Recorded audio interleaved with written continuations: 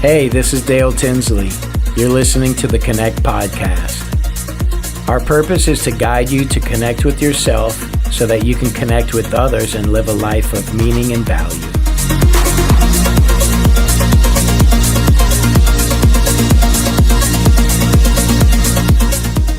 Continuing the series, Limitless Potential, Endless Refinement.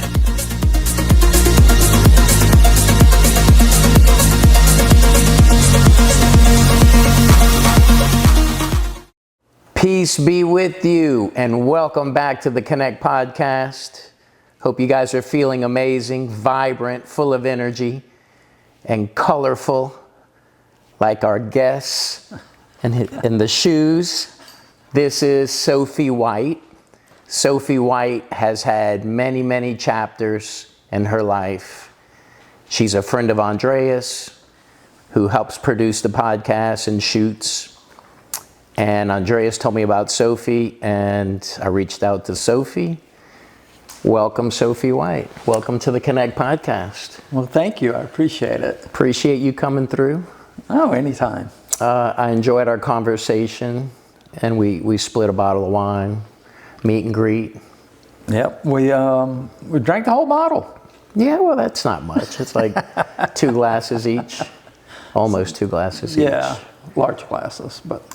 So let's get started. What was it like for you in your house growing up?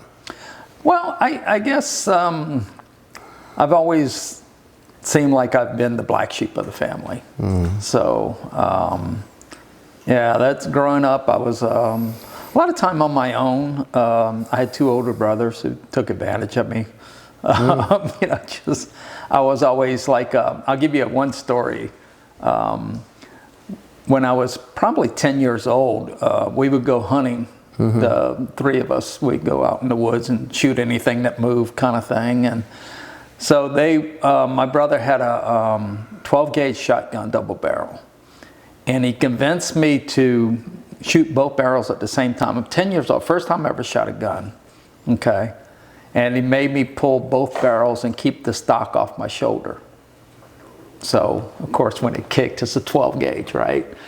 Yeah, that's the kind of stuff they would pull on me, but it wasn't that bad. We had a decent relationship. My older brother and me were the black sheep, and my middle brother and my little brother were the good guys. So that's kind of how I grew up.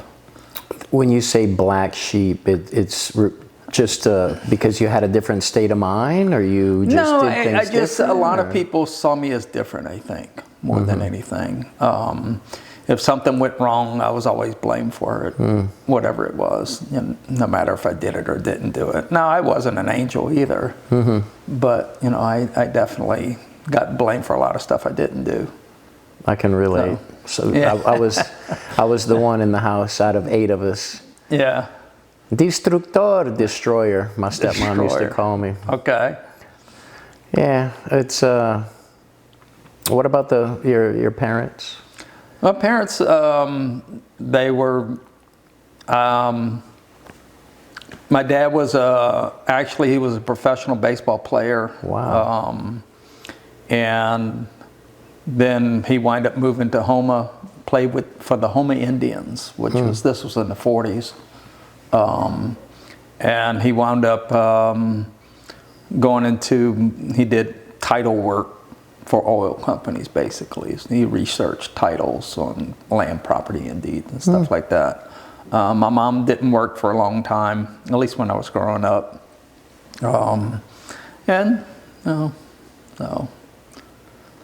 Very cool.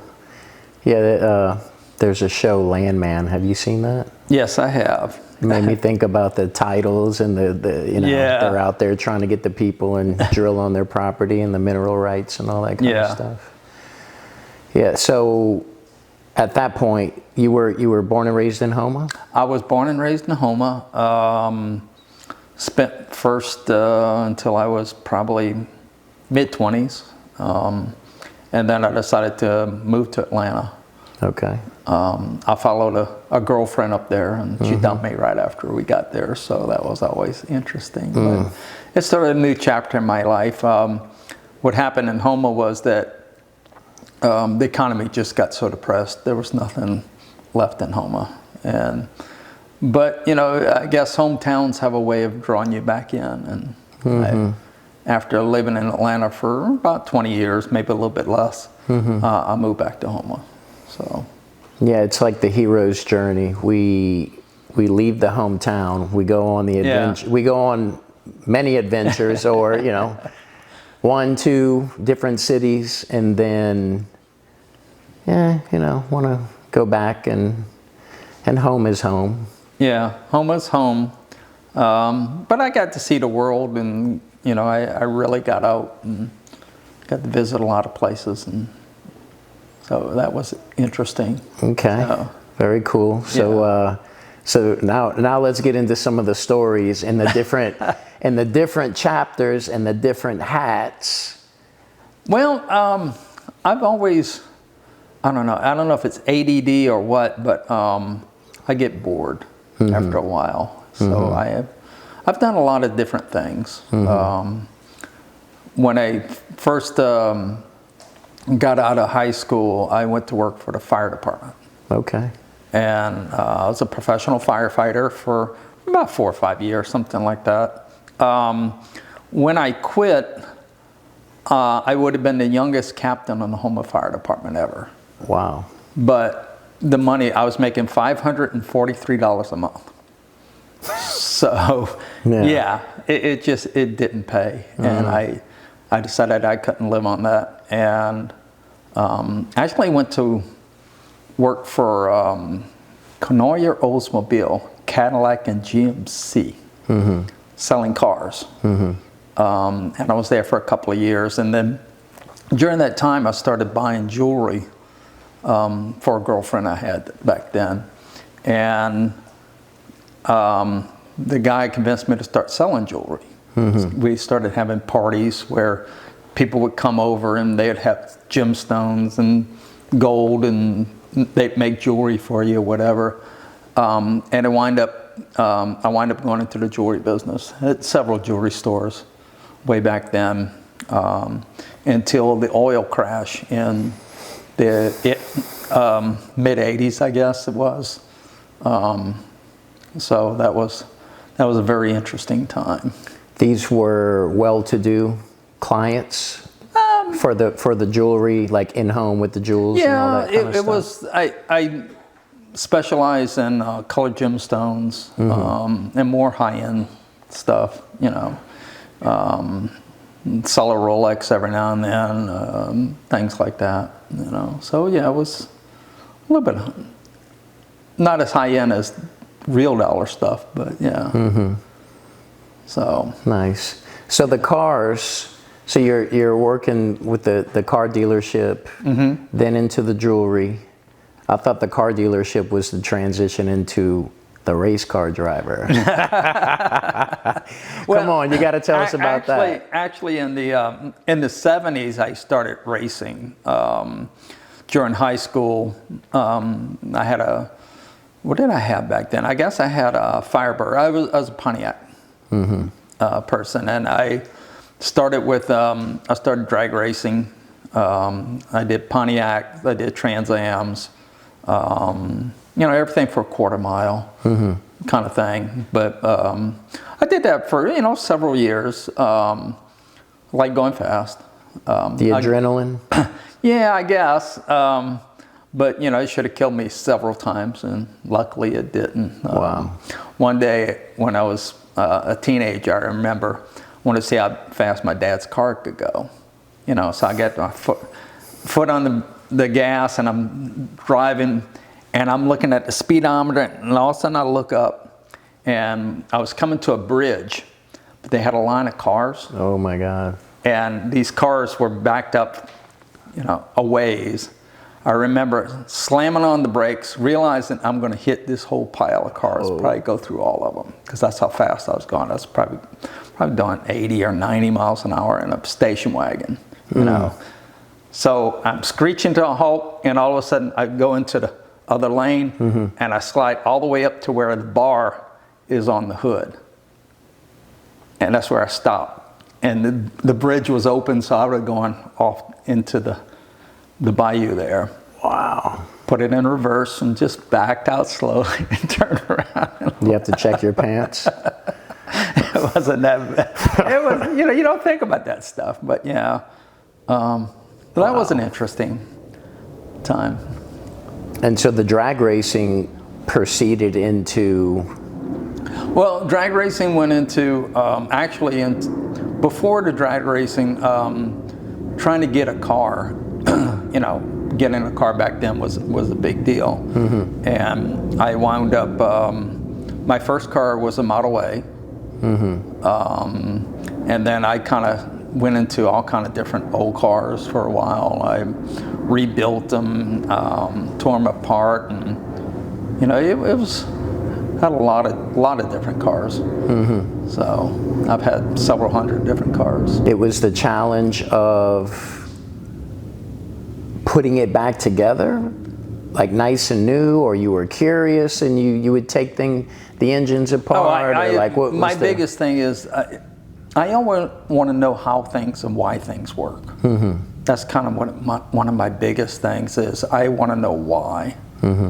How does this work? I remember when I was really young, probably 7 or 8 years old, a friend of mine got a metal car for his birthday.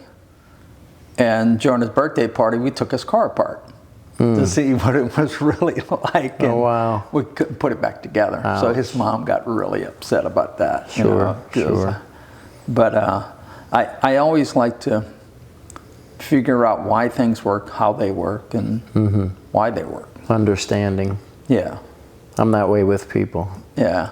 To the extent that they'll share. I used to pry, so to speak, but now I'm at a level of acceptance within myself that people want to share, great. If they don't, that's cool too. Yeah. So, wow. And then talk about the open wheel and the Indy cars. So that was several years later. That was probably, last time I raced was 2012. And I started driving, after a while I was looking for another hobby, I guess. And I always liked fast cars. I wound up buying a Corvette. An 86, and I started just driving it and figured out, I can race because I can go fast. Everybody can go fast. So you can just push on the pedal, right? That's it. Well, then I decided I was going to start racing, and I decided that I should take lessons to figure out, how to really race. And that's when you start to realize that you really don't know anything about racing. Is when you start racing. And I started in Corvette. I was driving one of these lessons that I took from a professional driver to teach you how to race. And we're running around the No Problem Raceway for about 20 minutes, which is a nice little session. And it was the last lap, and he goes, "Last lap." And boy, he should have never said that, because I pushed it probably about 10 miles an hour faster. And we were going into the first turn, which is what they call a chicane, which is a kind of an S curve. And going into the curve, the back end started to slide, started losing traction. And as I did, I corrected for it, and it hooked up and was going good. And then all of a sudden, all 4 tires broke loose. And when they broke loose, I slid sideways, and coming off of turn 1, there was a wall that was really close to the turn. So they had sand on the ground. So when I came off the track completely, the car just straightened up, and I went nose first into the wall, hit the wall at about 100 miles an hour, The back end came up. I thought we would go end over end, but we wound up just slamming against the wall a second time. Totaled the car. The instructor that was with me, he tore his rotator cuff. That's how hard we hit.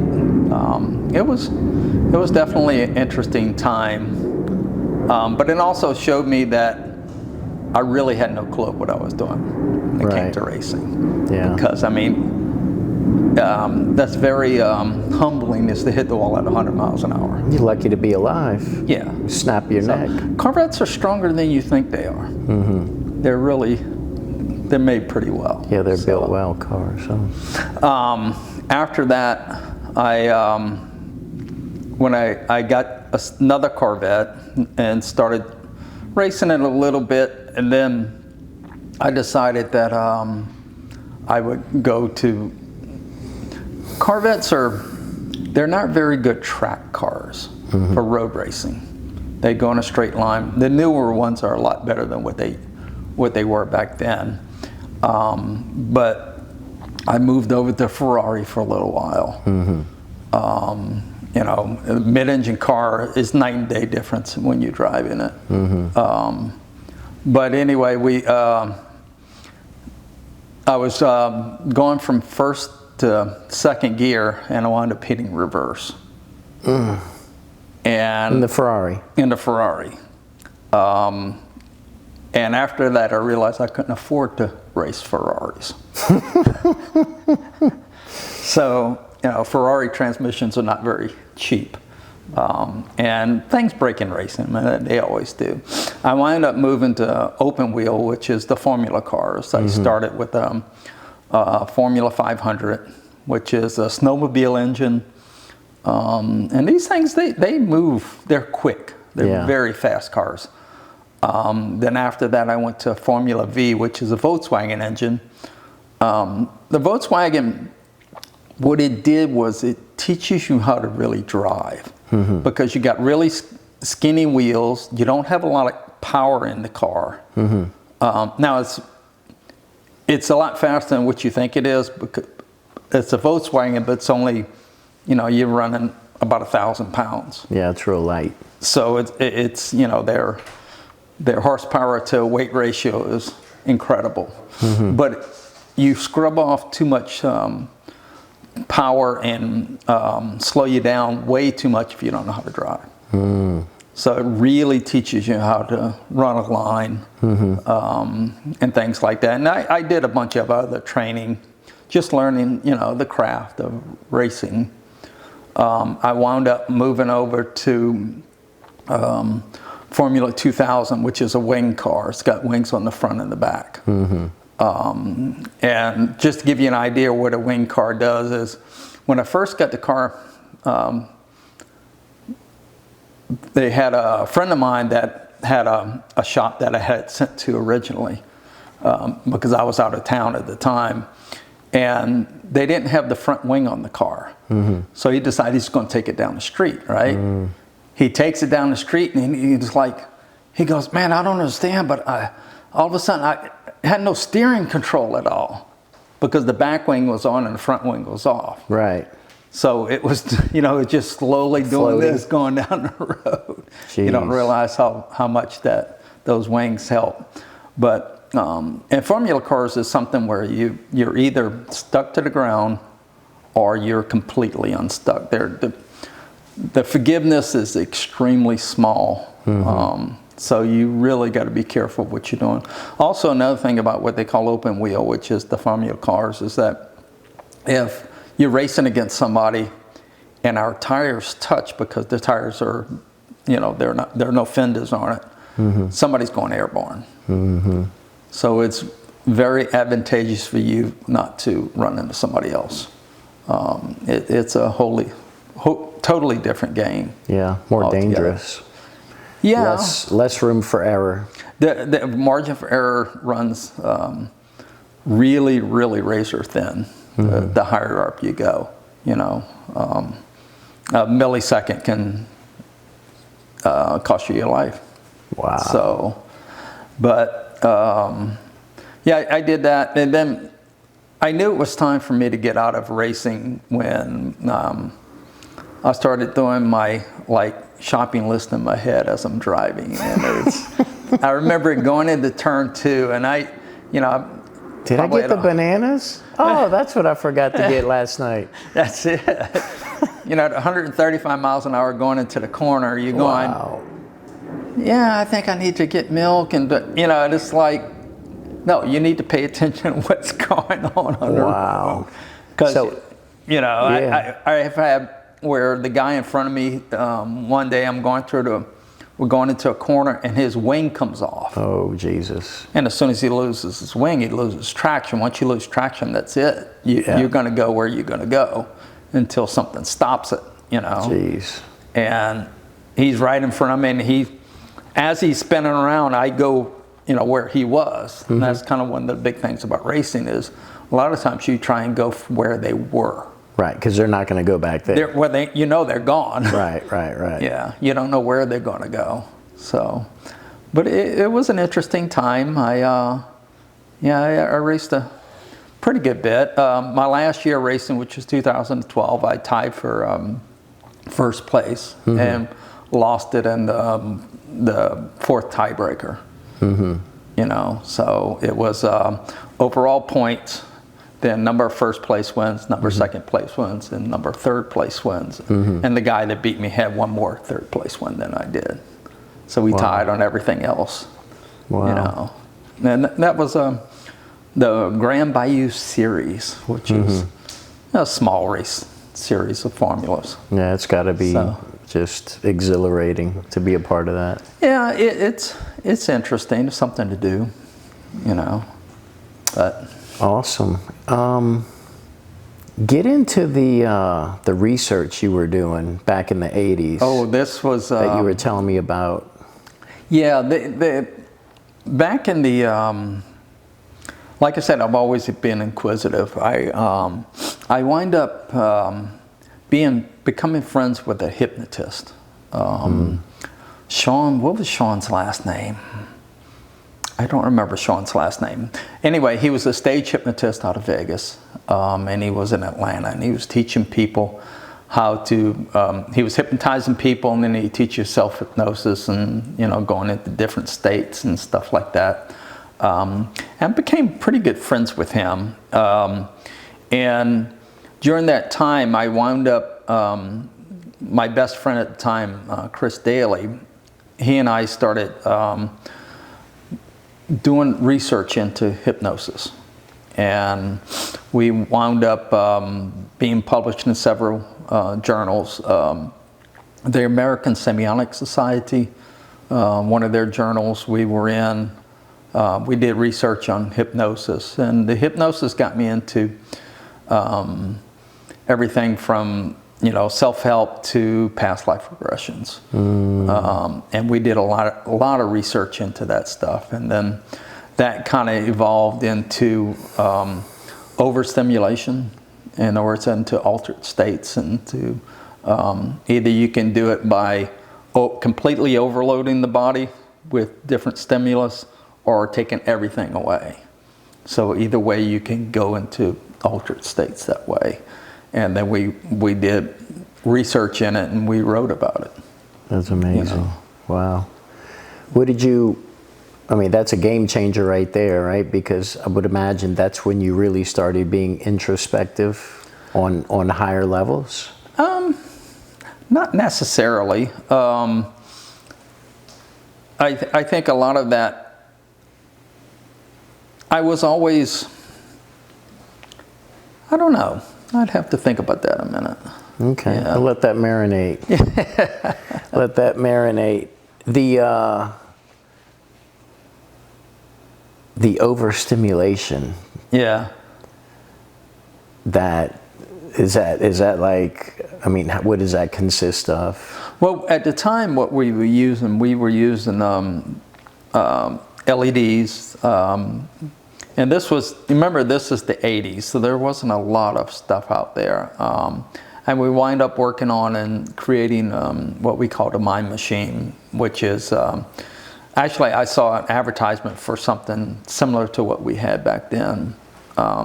where you close your eyes and the light bombards you with pulses of light. Strobes. Yeah, different rates of strobes and stuff like that. And after a while, it gets you to basically do lucid dreaming. Wow. And we were doing it so much that after a while, going into a lucid dream was extremely easy. And if you've ever done lucid dreaming, it's like dreaming, but it's a lot more vivid. And it's controllable. You can kind of gear it to go in certain directions or other ways like that. So that was very, very interesting stuff. And I still have some of the original images I still see. Wow. You know, and this is from the 80s, so that's what, 40, 50 years ago. What do you think about dreams? What do I think about dreams? Is that just background in our heads, or is it something else? No, What's your I take? think dreams are important. Actually, I think they're very important. I think you work out a lot of stuff in your dreams. A lot of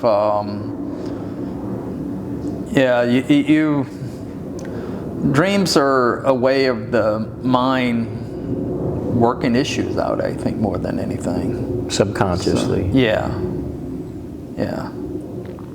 So now when we started doing the hypnosis stuff, we got into what they call past life regressions. Some of our research really went into the past life stuff. I actually have videos of me on a past life regression from the 80s. And it was where in that particular past life I was burned at the stake. So, you know, now whether or not some of that stuff is true, we don't know. You know, whether it's just made up fantasy, it could be. Is it real? Maybe. I don't know. Maybe. But it sure seemed real at the time. So past life reincarnation? Yes. So I did a lot of research into Edgar Cayce, if you know who Edgar Cayce is. A lot of past life stuff. I'm trying to think of there's Bridie Murphy. I don't know if you've ever heard of that person. That was somebody who supposedly had past lives, and they verified a lot of the past lives that she lived, you know, several hundred years before. Whoa. So that's. I've heard stories, you know, and seen bits and pieces of information. One was like a child that said was talking about he was an older man or something, and then they looked it up and that person did live. Yeah. And this kid had like all of these very specific details. And that's what a lot of it, when we did, that's what we found in the past life regression stuff, that a lot of these details seem to ring true. So it was interesting. That was the mid to early, actually late 80s. You know, is when I did a lot of that kind of stuff. So awesome. Andreas told me you bought equipment from a TV station, studio, network. Well, okay. So in the 90s, my brother decided to go into business with a guy to make a television station. And they were looking for people to invest. Me and my cousin decided to invest into the TV station with them. And it didn't go very well. So I wound up with a whole bunch of camera equipment, and me and my cousin, we wound up with a lot of cameras and editing equipment and all kinds of stuff. And we wound up, so I asked my cousin, I said, what do you want to do with this? I mean, we can get 10 cents on the dollar, or we can try and figure out how to use it and see if we can make any money that way. So that's how I got into the film stuff and wound up getting, there was a movie called, originally it was called The Platform. It got renamed, and I'm not sure what the last name of it was called, but it had, I think it was Robert Duvall and a couple of the people. They filmed it out of Morgan City on a platform that was made for training purposes, and we actually filmed on the platform itself. And that was kind of my introduction to movies. And after the television station, I kind of migrated over to movies. How did you get involved in that? You were a producer? Like, how did you... What? Actually, I started on camera. Okay. And then kind of done a little bit of everything. Okay. So, and then just kind of fill in. When you met Andreas, you worked on some short films? We made a number of short films with Andreas. I think the Wish You Were There, or Wish I'd Known You Better. I don't remember the name of the first movie we did. And then we did a movie called Kink.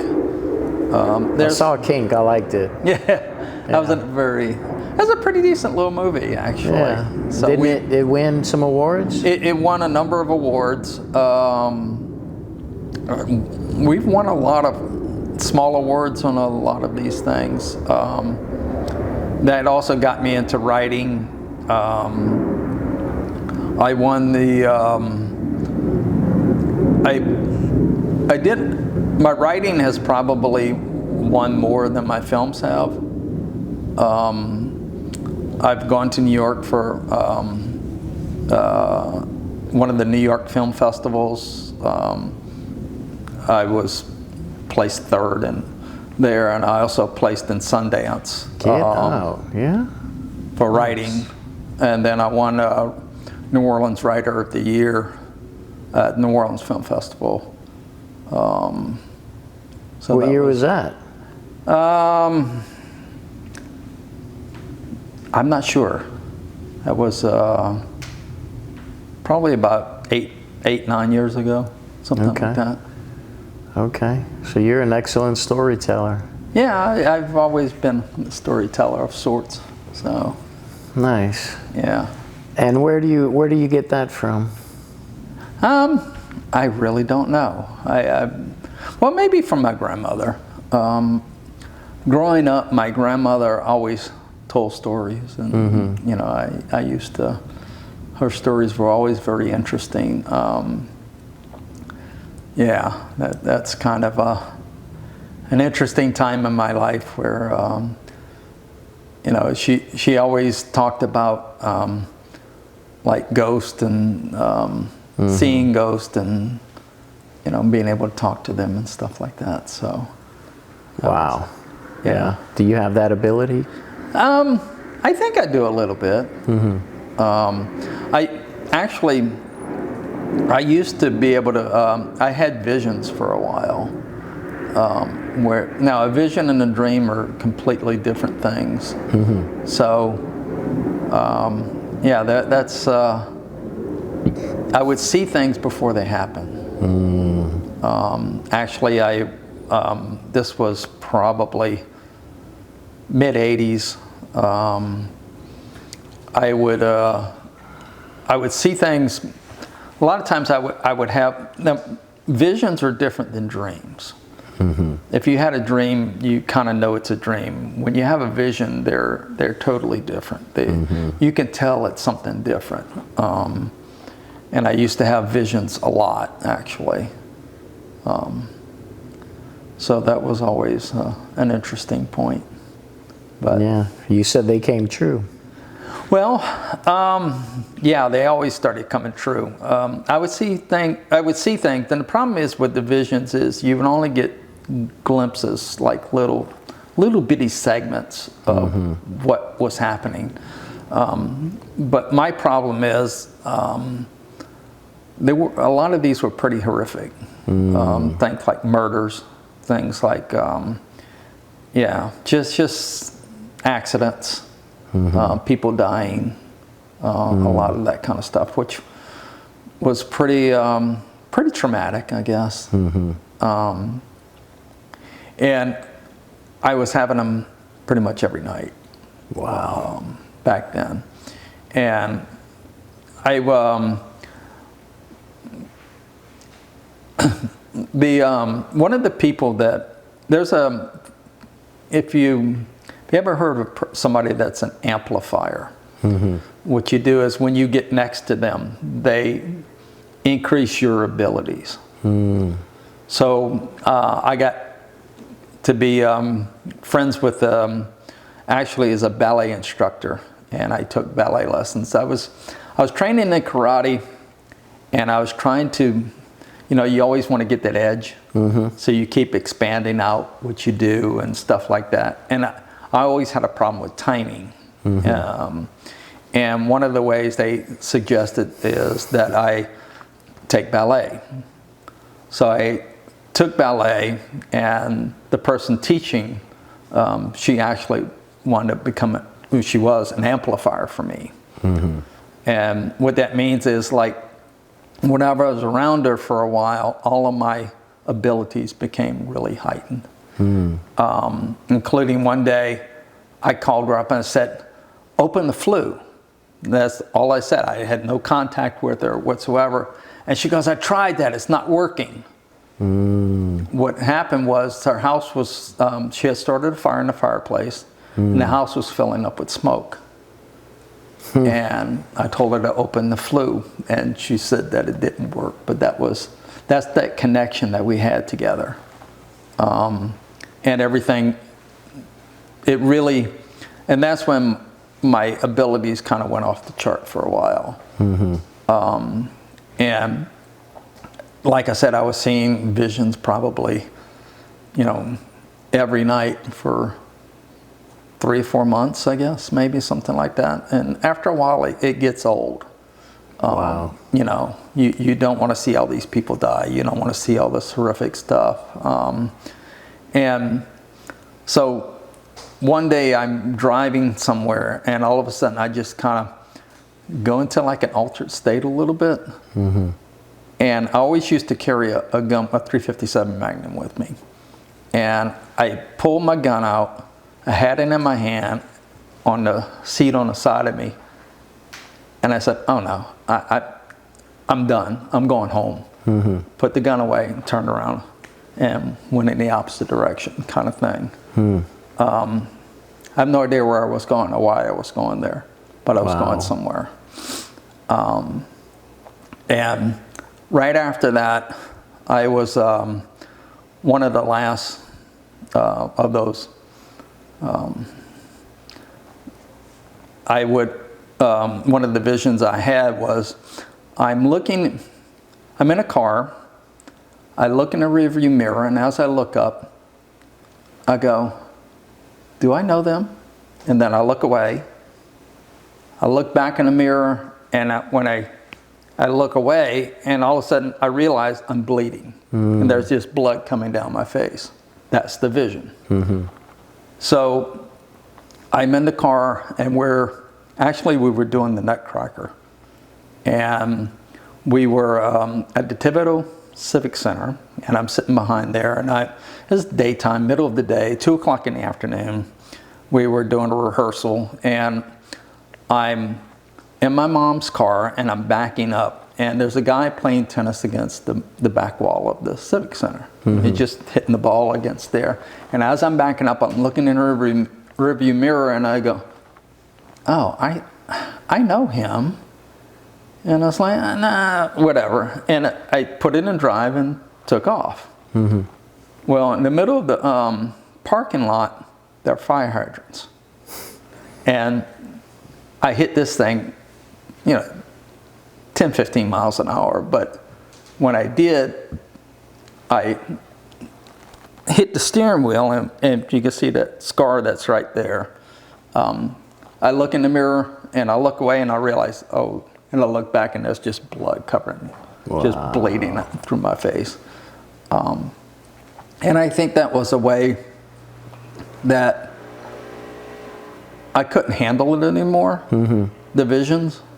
So they stopped it. Whoever, they stopped. That's wild. Yeah. When you were working with your friend and you were doing the research, did you guys ever get into remote viewing? Oh, we didn't as a team, but I did. There's two things that I do well, or I did well back then. One was what they call psychometry. Psychometry is you give me an item, and you just hold it, and you can read the person, which actually works well in police cases, trying to help them. And actually in Atlanta for a while I was doing some of that, where we were helping police trying to find people for crimes. The problem is back to the death and dying stuff, which is kind of heavy. After a while it gets too heavy. And I think what happens is you wind up picking up little pieces of that, especially the people that are in those extreme situations. It affects you. Oh yeah. And you wind up getting a whole lot of crap that kind of hangs on to you because it can. It's like a PTSD. Yeah, I've got really bad PTSD actually, because after a while, I would have, for about 10 years, I was pretty much getting murdered every night. And I think a lot of that's more from the fire department, and also I went to work. When I went to Atlanta, I wound up actually deciding to go back to school. And when I did, I wanted to go in the medical field. So I had an EMT certification when I was in Louisiana, and decided to get it back and to go on and work for Fulton County 911. And working there you learn so much, but it's just so overloading that you don't realize how bad it really is. And me and my partner were into the adrenaline stuff, so we loved it. I mean, it was some pretty awful stuff we saw, things that nobody should ever see, but you got to do what you got to do. So, but the death and dying stuff was really a lot of it. Yeah, that's heavy. Yeah, very heavy. The worst one was that we had this old elderly black gentleman. He came to the door. Somebody knocked on the door, and we worked the projects in Atlanta around Fulton County State, the old Fulton County Stadium. So we worked in that area, and this young kid, 16, 17 years old, is at the door when the guy opens the door, and the kid pulls out a .50 caliber, says, "Give me your money." He turns around to the stand and grabs his wallet to give him the money, and when he turns back around, the kid shoots him. Jesus, point blank. Point blank, right into here, and wound up hitting the hepatic artery in the guy. Well, he's sitting there, and this is one thing that really bothered me an awful lot, was when we're going to the call, this was before GPS, so we had an actual book of map of where to go. And we get there, and I asked my partner Greg, I said, right or left? And he goes, "I don't know, you pick." And I said, "Okay, let's go left." So I turned, and all of a sudden, we're going the wrong way. So we had to turn around and come back. And I always wonder if those extra minute or two, really made a difference why this guy didn't live or not. But anyway, getting back to, so we get to the scene, the guy's there, and we package him up, and we're grabbing him, and we're bringing him out to the ambulance. and he grabs my partner's arm and says, "Don't let me die." And at that moment, I knew he was dead. I knew he was dead before, you just know. And before we got to the hospital, he was dead. But I'm glad he grabbed Greg's arm instead of mine. Man, that's heavy. And that's, the stuff we saw back then was just, it was overloading. Back to the vision stuff, and I've seen a lot of stuff. I'd rather not deal with, but you have to. We had some good points. We had one point where we got a call, and when I got in there, we walked in, and there was a guy sitting on the bed with his wife, and he's holding her, and I can tell she was dead. Okay, and he's, I was like, so I grabbed their pulse, no pulse, and I went here, no pulse, and I said, okay, well, let's move her on the floor, so we could start working on. So as I start working her, it's like, where's Greg? What? He goes, I thought you were going to grab her and bring her out here in the living room where we had more room to work on her. But anyway, we wound up working on her. We got her back. Wow. And then I think it was about a month she stayed in hospital. And then she walked out on her own, which is, pretty incredible, actually, if you think about it. So that was one of the good things that we've done. And, I've had people shot 20 feet from me. I've had a guy open up with basically a machine gun, shooting at people. That stuff was just nuts. Oh, it was crazy. It was crazy.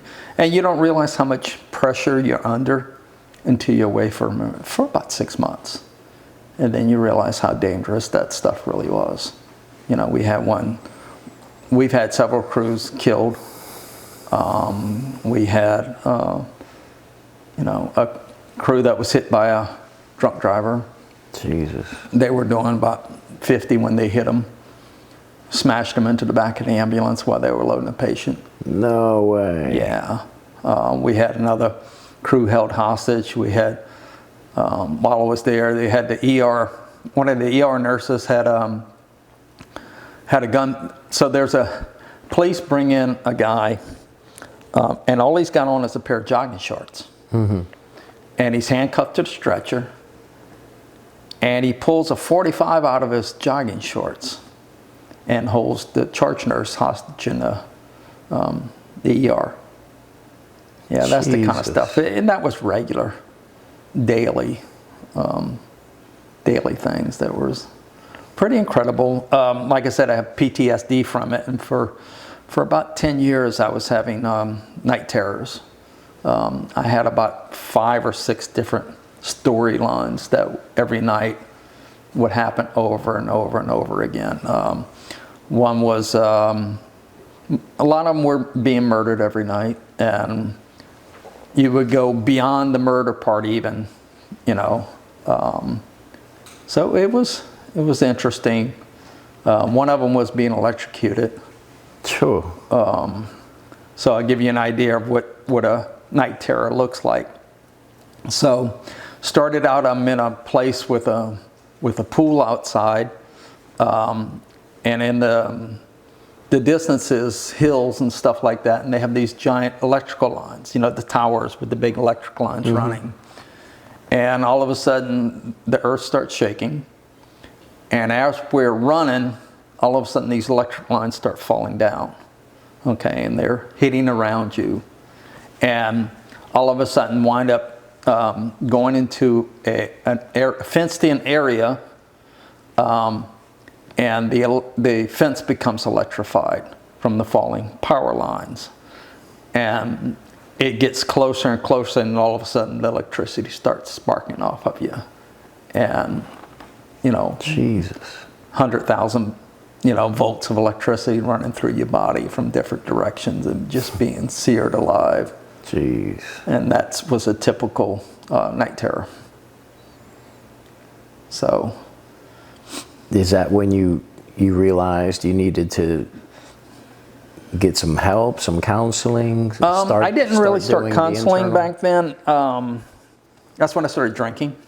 Okay, so. I was drinking pretty heavy. I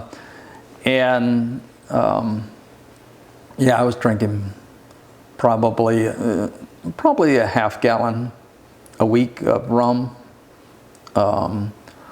And kind of everything when you get overloaded like that, and like I said, I wasn't sleeping maybe 2 or 3 hours a night. Wow. For 10 years. So everything kind of culminated.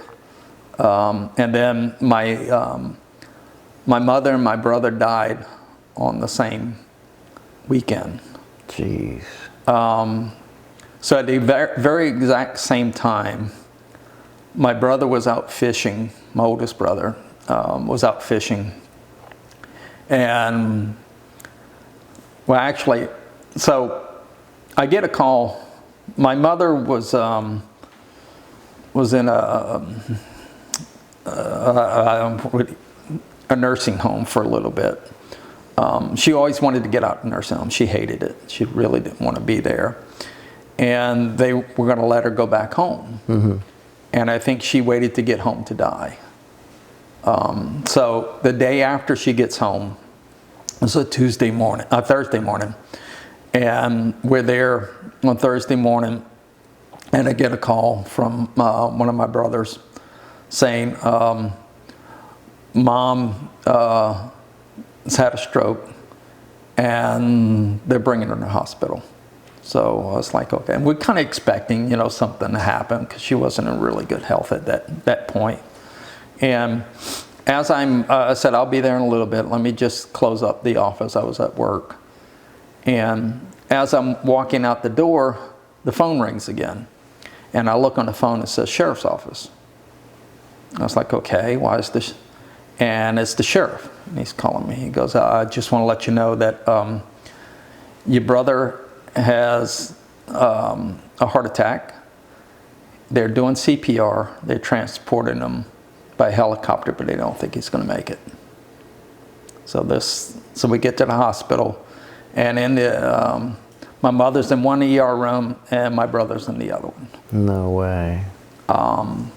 So my mom winds up hanging on for another couple of days, and my brother didn't make it from there. So everything in my life was kind of, getting pretty bad and falling apart all at the same time. Along that same time, my gender issues kind of came up and really started wearing on me, really, really bad.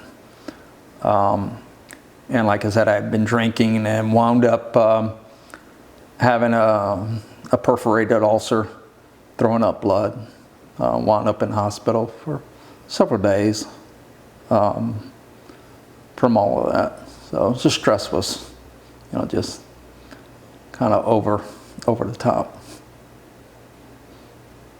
Wow. Yeah.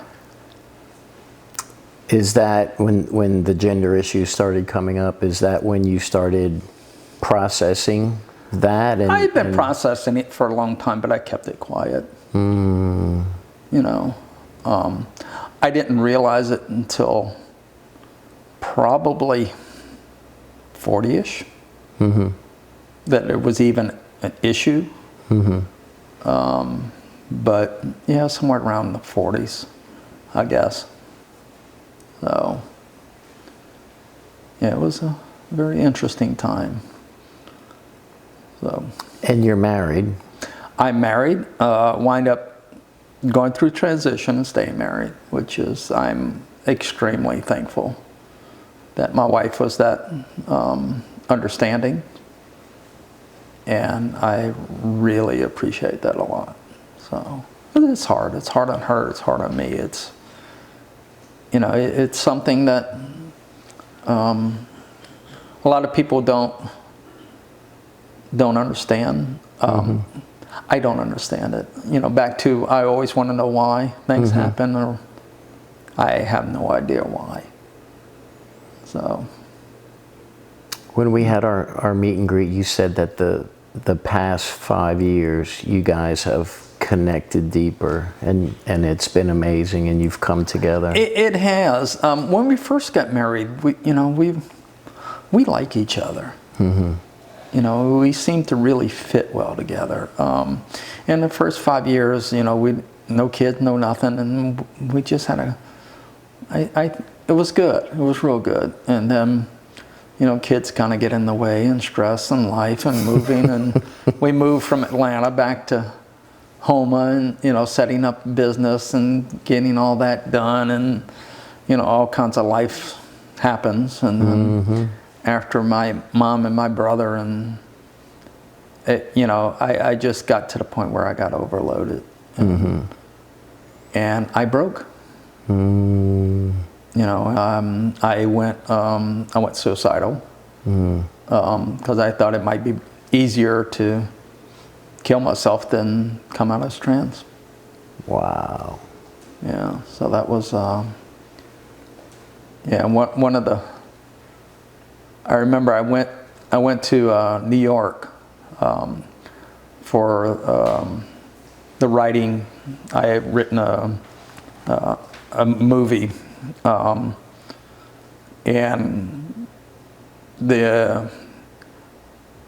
I went up there to accept the award for writing, and I was up there. I had a friend of mine who was also a writer, and they had a place across the street from the Rockefeller Center. Her husband was a lawyer, and they worked in. They had like 3 floors in one of the big office buildings right across from the Rockefeller Center. And she went to show me the office, and we walked down onto the veranda and wanted to show me the view in New York. And she's talking about how beautiful the view is, and the only thing I could think about was jumping and how long it would take before it hit the ground. You know, and that was, you know, it was bad. It was, it wasn't a very good time in my life.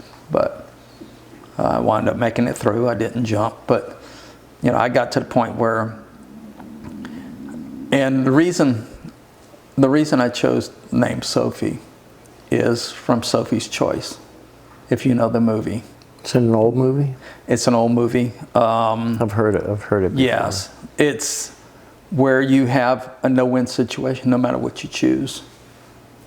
You know, her choice was, the Germans decided, one of the Germans decided that either she was going to choose one of her kids to live, or he was going to kill both of them. You know, and how do you choose one over the other? It's neither choice is good. And I felt that the choice I had was to either jump off of some high building somewhere, or to come out as trans. You know, I thought the choice was no win, no matter what I chose. So that was and that's why I chose Sophie. I wore this shirt for you. Self-love, there you go. Because in the work that we do here, the Connect podcast, the self-love to not jump, the self-love and the courage that it took for you, Sophie, to have that conversation with your wife. Yeah. And well, she had known for a little while. You know, it was something, you know, it was the elephant in the room we never talked about. And then once I transitioned, and I guess in the last few years, we've gotten back to where, you know, the kids are grown up now. They moved out. It's just the 2 of us now. And we're getting back to that, you know, time when we really got along. And I'm very appreciative of that time. So. I hope it continues for you. I hope you continue.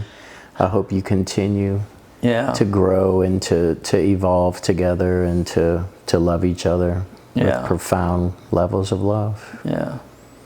So, yeah, it's been a very and I hope to meet her one day. Yeah, she's a wonderful girl. Yeah. So. Do you have any messages or anything you'd like to share with the audience for someone that is at a crossroads like what you were at? Yeah, I really think things are going to change.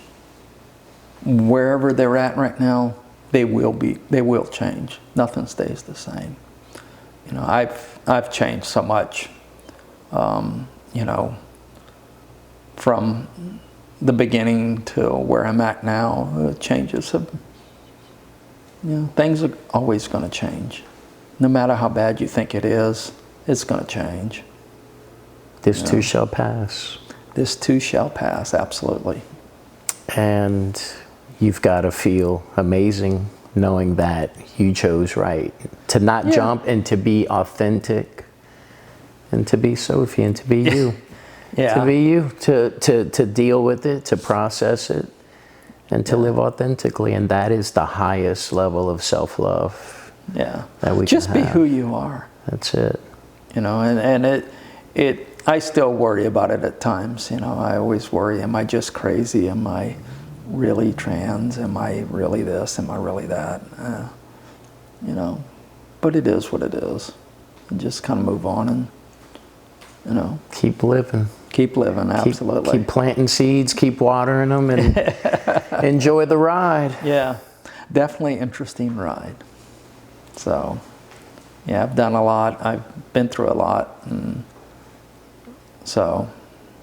I look forward to getting to know you more, sharing your stories, and maybe being on your podcast and sharing some wine. We planted those seeds today off camera. Yeah, well, we're working on a podcast.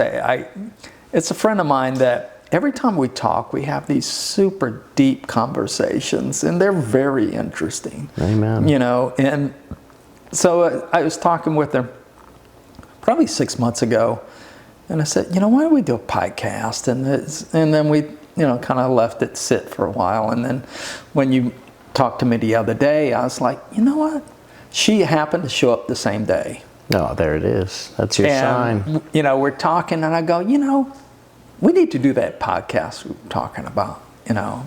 And I said, we could sit down and drink and just, you know, just talk about stuff. Yes. And she goes, yeah, 2 women and a bottle of wine. That's it. I was like, all right, that can work. That's awesome.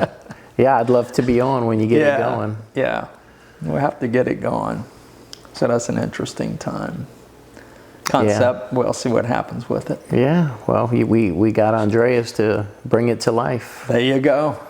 Any way we can support, you know, just reach out. I appreciate that, yeah. And I really want to thank you for coming on, sharing who you are, sharing your story, and all the different hats and and there's many more from there too. So. Oh yeah, and you know, something that rings true and all of that I gather is variety is the spice of life, and to expose yourself to different things and the growth and the wisdom and also the trials and tribulations of life, and to keep on pushing. Well, I appreciate it. Remember, it's not to ride pristine at the end and nice tailored. You know, slide in sideways with your hair on fire going 100 miles an hour. That's what life's about. Experience it, live it. Live it. Squeeze all the juice out of it. Because it's short. I couldn't agree more. It's way too short. I couldn't agree more. Thank you so much, Sophie, for coming through and spending time with us. Sophie White. That's just a lot. After all the interviews, Sophie. After all the interviews, Sophie, I'm like, it's such a lot to take in, you know. So I'm just having one of those moments again. I hope you guys enjoyed the interview and it inspires you to love yourself enough to be authentic. It's your hero's journey. We get one ride.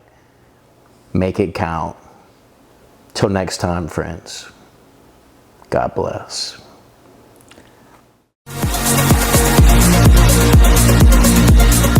Thanks for joining us at the Connection Studio.